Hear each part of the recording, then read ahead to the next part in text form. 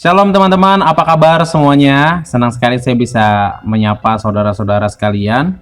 Dan saya berharap teman-teman dalam kondisi yang sehat dan baik-baik saja. Khususnya di tengah-tengah pandemi COVID-19 ini yang terjadi di tengah-tengah bangsa kita. Saya berharap teman-teman dapat menjaga kesehatan dengan baik dan mematuhi himbauan dari pemerintah yang ada. Nah, hari ini saya akan membahas tentang topik yang sering sekali menjadi pembahasan atau perbincangan di tengah-tengah kekristenan atau orang-orang Kristen yang ada, yaitu mengenai kasih. Dan di sini saya akan fokus dari kitab Galatia pasal yang kelima ayat yang ke-22 sampai ayat yang ke-23. Saya akan membacakannya bagi saudara semuanya. Tetapi buah roh ialah kasih, sukacita, damai sejahtera, kesabaran, kemurahan, kebaikan, kesetiaan, kelemah lembutan, penguasaan diri. Tidak ada hukum yang menentang hal-hal itu. Namun saudara, untuk membahas hal ini saya ingin mengajak saudara untuk melihat latar belakang secara singkat dari penulisan surat ini. Surat Galatia ini ditulis oleh Paulus kepada jemaat atau gereja yang ada di Galatia. Karena pada waktu itu situasi jemaat yang ada di sana sangat genting dan sangat serius, oleh karena para pengajar-pengajar sesat, para penginjil-penginjil palsu mengajarkan ajaran-ajaran yang sesat atau injil yang palsu di tengah-tengah gereja Galatia yang ada. Sehingga hal ini sangat meresahkan Rasul Paulus itu sendiri. Sehingga penting bagi Paulus untuk menuliskan surat ini kepada mereka. Nah, jika kita melihat di dalam pasal yang pertama yang ke-6, pemunculan kata taumazo yang berarti heran atau tidak habis pikir, ini sebenarnya mengungkapkan nuansa emosional dari Paulus itu sendiri. Paulus heran oleh karena jemaat yang ada di Galatia terlalu cepat berbalik daripada kebenaran Tuhan. Paulus juga heran oleh karena kebodohan spiritualitas atau kebodohan spiritual yang terjadi di tengah-tengah gereja yang ada di Galatia pada waktu itu.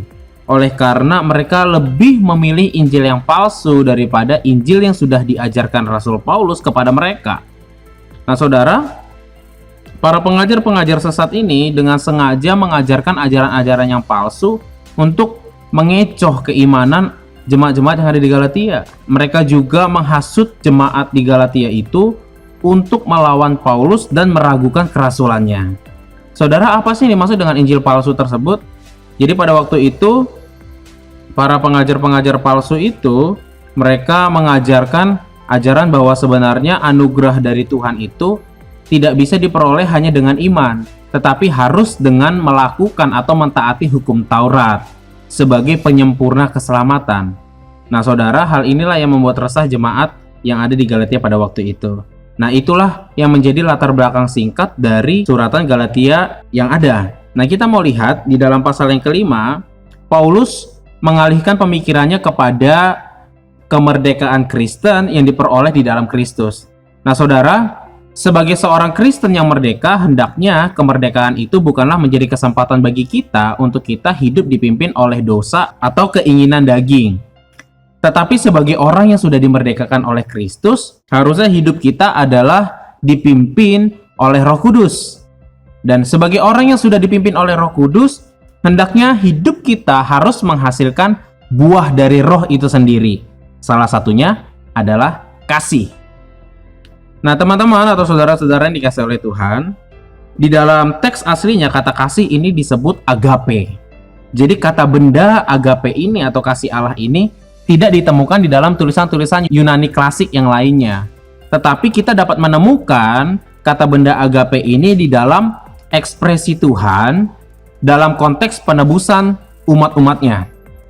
Artinya begini saudara, kata benda agape ini mendominasi semua diskusi tentang hubungan pribadi di dalam keadaan apapun. Dan ini dimiliki oleh Tuhan. Nah saudara, firman Tuhan mau ajarkan kita seperti ini, bahwa sebagai orang yang sudah hidup dipimpin oleh Roh Kudus, hendaknya hidup kita menghasilkan buah, dan salah satu rasa dari buah roh itu adalah kasih, yaitu agape ini sendiri. Saudara, di dalam mengasihi, Tuhan Yesus justru mengajarkan kita bahwa harusnya kita mengasihi seseorang atau sesama kita di dalam keadaan apapun. Jadi kita tidak memandang bulu, kita tidak memandang bahwa saya hanya bisa mengasihi kepada orang-orang tertentu. Itu nggak bisa. Saya hanya bisa melakukan hal-hal yang baik kepada orang-orang yang sudah benar-benar melakukan kebaikan kepada saya juga. Itu tidak bisa. Tetapi firman Tuhan sini jelas ajarkan bahwa dalam keadaan apapun kita harus tetap mampu untuk mengasihi. Artinya keadaan seseorang tersebut itu tidak menjadi alasan kita untuk mengasihi mereka atau tidak. Walaupun mereka adalah orang-orang yang sudah menginjak-injak harga diri kita, sekalipun mereka adalah orang-orang yang sudah melukai kita, sekalipun mereka adalah orang-orang yang selalu mengecewakan kita. Tetapi firman Tuhan mau ajarkan bahwa kita harus tetap mampu untuk mengasihi mereka dengan kasih Allah atau agape itu sendiri. Nah, teman-teman atau saudara-saudara yang dikasihi Tuhan, sangat tegas Tuhan mengajarkan kita bahwa orang yang sudah dipimpin oleh Roh itu punya buah, dan rasa dari buah itu sendiri adalah kasih. Harusnya hidup kita sebagai seorang Kristen itu bisa dinikmati oleh lingkungan kita. Kita harus punya kasih, yaitu agape itu sendiri, kasih Allah itu sendiri. Teman-teman, seharusnya kita adalah orang yang tidak layak untuk ditebus oleh Tuhan. Siapa sih kita? Tuhan itu menebus kita bukan karena kita punya harta yang melimpah, atau mungkin karir kita bagus di pekerjaan, atau pendidikan kita bagus, tidak. Tetapi justru Tuhan mau mengasihi kita dalam keadaan apapun diri kita, tanpa memandang bagaimana keadaan kita, tanpa memandang bagaimana situasi yang terjadi di tengah-tengah kehidupan kita. Tidak, Dia tetap mengasihi kita sekalipun kondisi kita tidak baik-baik saja. Walaupun mungkin kita sering melukai Tuhan, tapi Tuhan tetap menaruh kasih-Nya kepada kita. Saudara, kasih agape ini juga harus diwujudkan di tengah-tengah kehidupan kita sebagai orang Kristen. Apa itu? Mari kita melihat di dalam pasal yang kelima ayat yang ke-13. Saya akan baca buat kalian semua. Saudara-saudara, memang kamu telah dipanggil untuk merdeka, tetapi janganlah kamu mempergunakan kemerdekaan itu sebagai kesempatan untuk hidup dalam dosa, melainkan layanilah seorang akan yang lain oleh kasih. Wujud dari agape itu yang pertama adalah rela melayani sesama.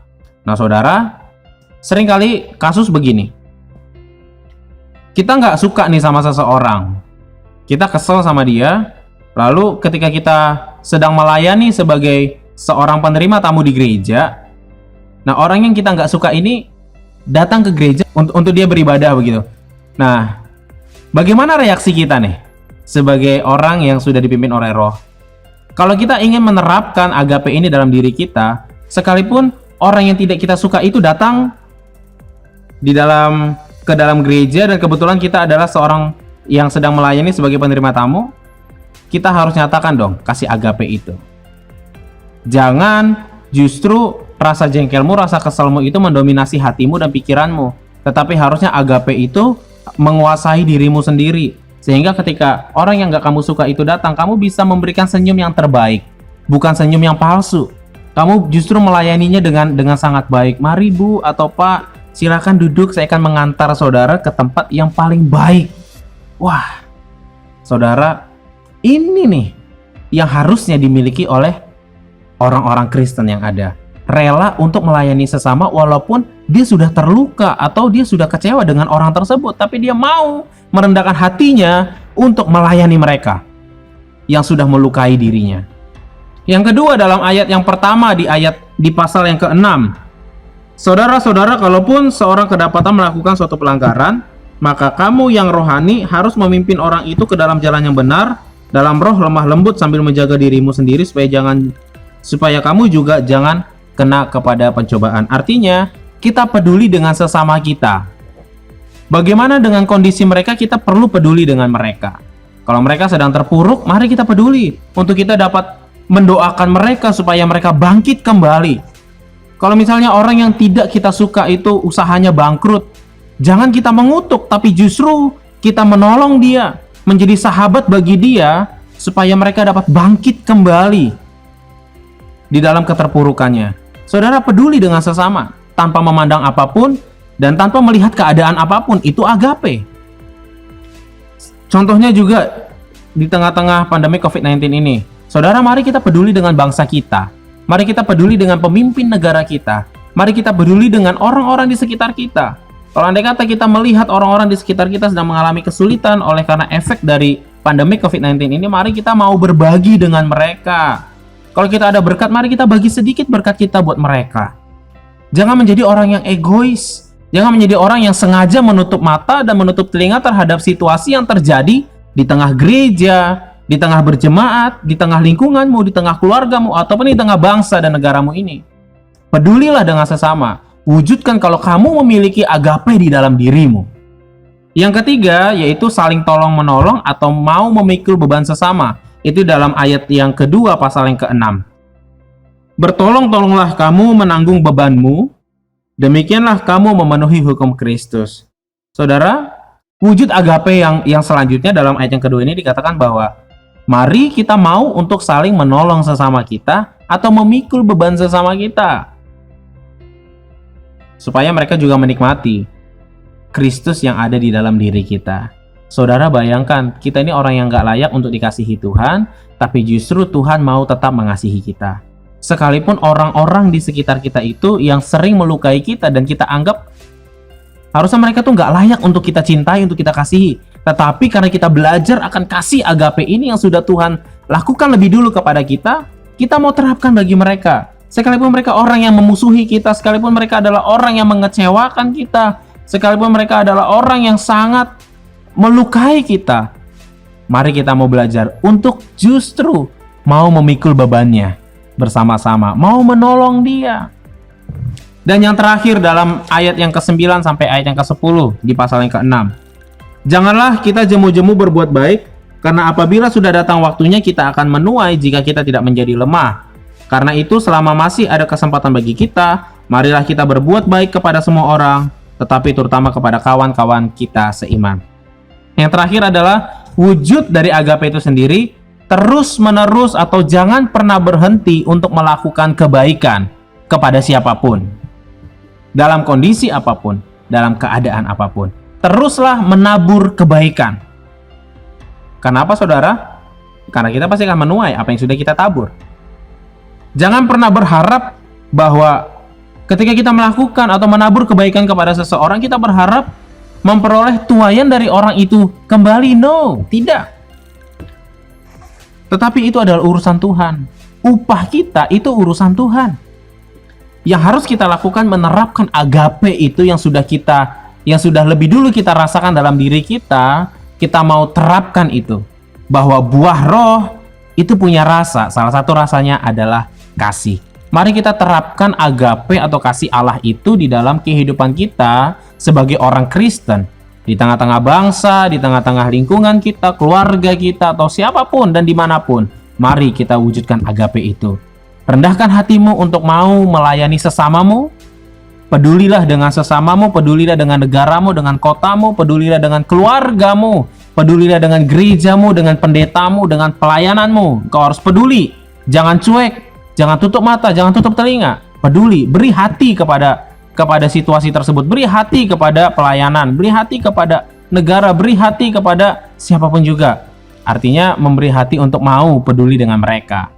Dan saling tolong-menolong, mau memikul beban sesama, dan terus-menerus menabur kebaikan. Kiranya Tuhan memberkati kita semua, dan kita mampu menerapkan agape di dalam diri kita bersama-sama. Kalau saudara merasa diberkati, like dan share bagikan video ini kepada teman-teman kita atau saudara-saudara kita, agar mereka juga dapat menikmati berkat melalui video ini.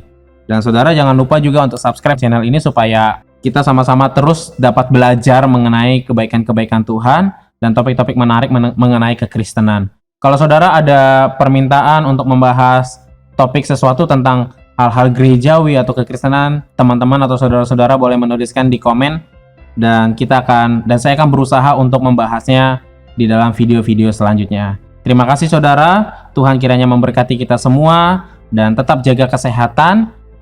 Sampai jumpa pada video yang akan datang. Tuhan memberkati. Shalom.